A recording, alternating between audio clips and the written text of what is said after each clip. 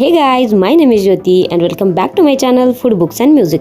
आज आपण असे बघणार आहे गुलाबजामुन एकदम परफेक्ट साईजमध्ये आणि परफेक्ट स्टाईलने असं आपण गुलाबजामुन बघणार आहे। हे बघा किती छान असे फुगलेले आहेत। त्यासाठी इथं मी गिट्सचं इन्स्टंट मिक्स गुलाबजामुनचं हे घेतलेलं आहे पॅकेट। ते एक 200 ग्रामचं आहे। नंतर त्यामध्ये एक 100 ते 120 मिली मी दूध घेतलेलं आहे। गरजेनुसार तूप आणि वेलची 4 घेतलेली आहे आणि इथं 600 ग्राम साखर घेतलेली आहे आणि 640 मिली इथं पाणी घेतलेलं आहे।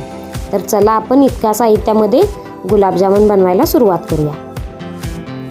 हे गिट्सचं पॅकेट मी ओपन केले आणि ते सगळं एका पाटीमध्ये मी काढून घेतलेलं आहे। त्यामध्ये गरजेनुसार दूध घालायचं आहे। म्हणजे 120 मिली मी इथं दूध घेतलेलं आहे। जसं लागेल तसं यामध्ये ॲड करायचं आणि हे असं मऊसर असं मळायचं आहे, घट्ट करायचं नाही याला। हळूहळू दूध घाला, म्हणजे सगळं जर दूध घातला तर हे पातळ होण्याची शक्यता आहे। अगदी कणकेसारखं अगदी मऊसर अशा कणकेसारखं हे मळून घ्यायचं आहे। आता याचा एक मी गुलाबजाम करून दाखवते। हाताला थोडंसं तूप लावायचं आणि असा गुलाबजाम एक असा वळून घ्यायचा।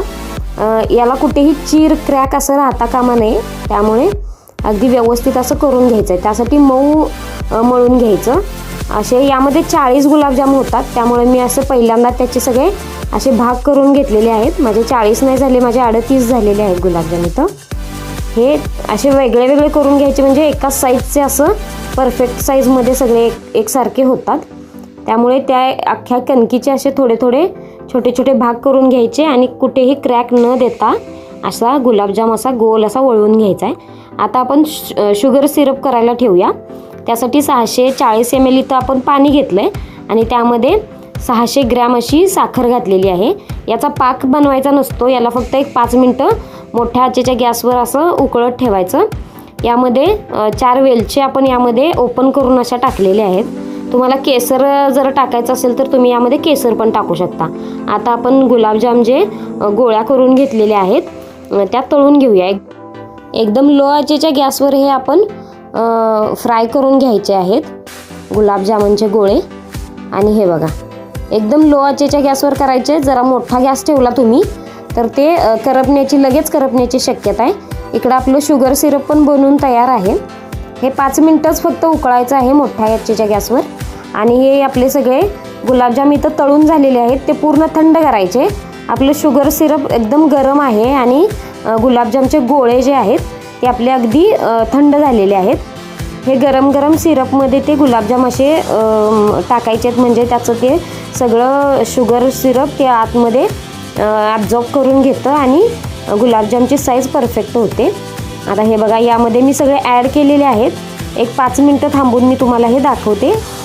हे बघा अशा पद्धतीने ॲड करायचे। अगदी सोपी पद्धत आहे गुलाबजाम बनवायची। फक्त जास्त वेळ तळू नका, कुठेही गुलाबजामला क्रॅक येऊ देऊ नका, म्हणजे परफेक्ट गुलाबजाम होतात। आणि ह्या प्रमाणात तुम्ही जर बनवले तर खूप छान असे गुलाबजाम बनून तयार होतात। ही रेसिपी कशी वाटली तुम्हाला हे कमेंटमध्ये मला नक्की कळवा। चॅनेलला अजूनही सबस्क्राईब केलं नसेल तर चॅनेलला सबस्क्राईब करायला अजिबात विसरू नका। हे बघा ही साईज लास्टची आहे गुलाबजामची। वाह, किती छान असे बनवून तयार आहेत। भेटूया नेक्स्ट व्हिडिओमध्ये अशा सोप्या सोप्या रेसिपींसह। तोपर्यंत बाय।